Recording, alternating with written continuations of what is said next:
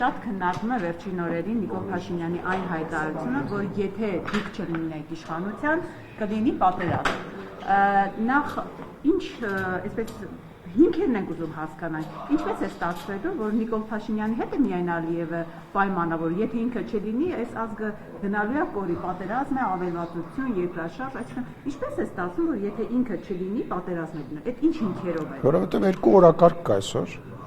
հայաստանյան քաղաքական դաշտում։ Դա մեկը խաղաղությունն է, մեկը պատերազմն է։ Մեկը ինչ որ պահանջներ հարևանների նկատմամբ է, մյուսը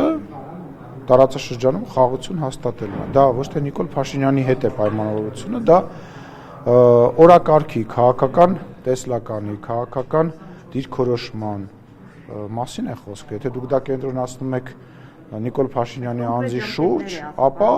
այո, թող դա լինի այդպես եւ Նիկոլ Փաշինյանը թող համարվի խաղաղության խորհրդանիշ, ես դրան ընդհանրապես դեմ չեմ։ Բայց կոնկրետ ժամկետ ասում եմ սեպտեմբերին, հոկտեմբերին պատերազմ հենց տեսեք, չի լինում։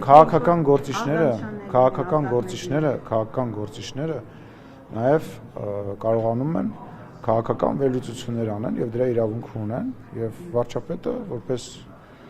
առաջին քաղաքական գործիչներից մեկը Հայաստանի Հանրապետություն դրա իրավունքը ունի եւ դա գնահատական է, դեպ ասեմ դա ընդդիմադիր դաշտի ներկայացուցիչների կողմից էլ է նման բան բարձրաձայնվել եւ բարձրաձայնվել է ամեն տարի եւ ամիսով են ասել մեր падգամավորները ազգային ժողովի ամբիոնից ասում էին պատերազմը խաղաղության պարագայում էին ասում պատերազմը, ինչ եք զարմանում եմ ասել